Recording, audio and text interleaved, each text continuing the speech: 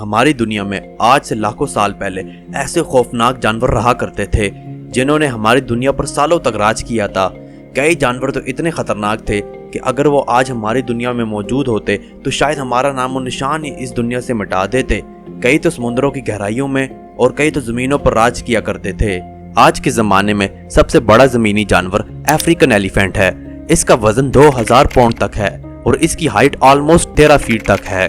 اسی طرح سب سے بڑا سمندری جانور بلو ویل ہے۔ ایک بلو ویل تقریباً 100 فیٹ تک لمبی ہوتی ہے اور اس کا وزن 200 ٹن تک جا سکتا ہے۔ ان خاص کوالٹیز کی وجہ سے بلو ویل کو سمندر سے ہٹ کر اس پلانٹ ارتھ کا سب سے بڑا جانور کہا جاتا ہے۔ لیکن افسوسناک خبر تو یہ ہے کہ ان کی تعداد تیزی سے ختم ہو رہی ہے۔ 20ویں صدی کے آتے آتے بلو ویل کو انڈیجرڈ سپیشیز میں ڈال دیا گیا تھا۔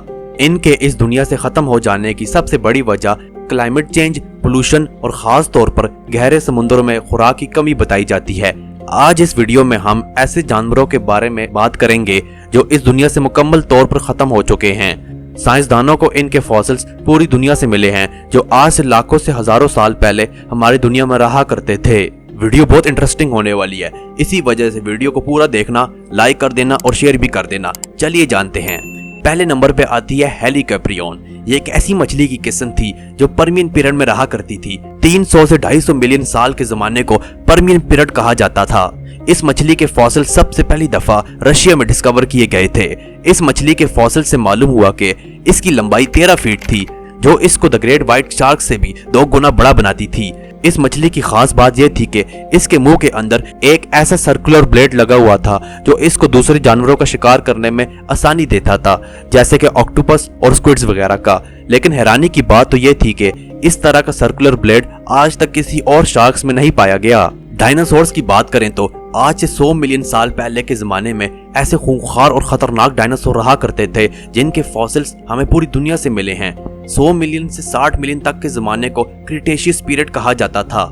اسی زمانے میں سب سے خطرناک ڈائناسور اسپائنوسورس کے نام سے اس دنیا میں گزرا تھا۔ اسپائنوسورس اس وقت دنیا کا سب سے بڑا ڈائناسور تھا، جو کہ فیمس ڈائناسور ٹی ریکس سے بھی بڑا تھا۔ اسپائنوسور کی ہائٹ 60 فیٹ اور وزن 20 ٹن تک تھا، جبکہ ٹی ریکس اس کے مقابلے میں کافی چھوٹا تھا۔ ٹی ریکس کی ہائٹ تقریباً 40 فیٹ تھی اور وزن صرف 9 ٹن تھا۔ اسپائنوسورس کے فاسلز کو سب سے پہلی دفعہ 1912 میں جرمن پیلنٹولوجسٹ ارنسٹ سٹورمر نے ایجپٹ میں ڈسکور کیا تھا، لیکن جب اس کے فاسلز کو جرمنی لایا گیا تو ورلڈ وار 2 میں بمباری کی وجہ سے اس ڈائناسورس کے فاسلز کو تباہ کر دیا گیا۔ لیکن کچھ ہی عرصے بعد دوبارہ 1990 میں اسپائنوسورس کے فاسلز نارتھ افریقہ سے ملے۔ اس سے معلوم ہوا کہ اسپائنوسورس زیادہ تر نارتھ افریقہ میں ہی پائے جاتے تھے، جہاں پر یہ دوسرے جانوروں کا شکار کیا کرتے تھے۔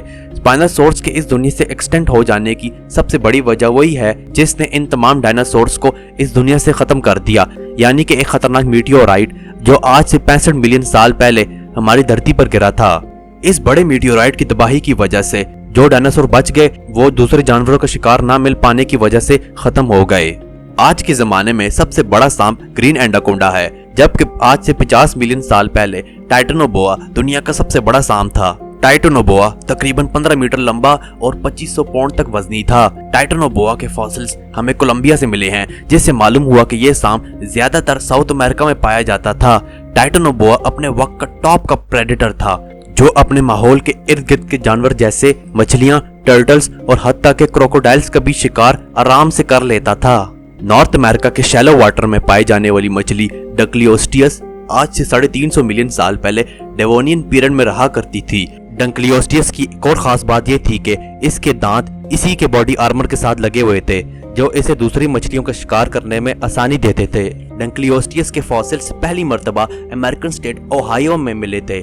اسی دھرتی پر گرے آخری آئس ایج کے زمانے میں بلیوں کی ایک ایسی قسم رہتی تھی جسے ہم سمائلوڈون یا سیبر ٹوتھ کیٹ کہتے ہیں۔ سمائلوڈون بائسنز، سلوتھس اور بڑے جانور جیسے کہ میمتھس کا شکار کیا کرتی تھی، لیکن جیسے جیسے وقت گزرتا گیا تو لاسٹ آئس ایج اس دھرتی پر ختم ہونا شروع ہو گئی، جس کی وجہ سے میمتھس اور باقی دیگر جانور ختم ہونا شروع ہو گئے۔ سمائلوڈون ان جانوروں پر زیادہ ریلائی کرتی تھی۔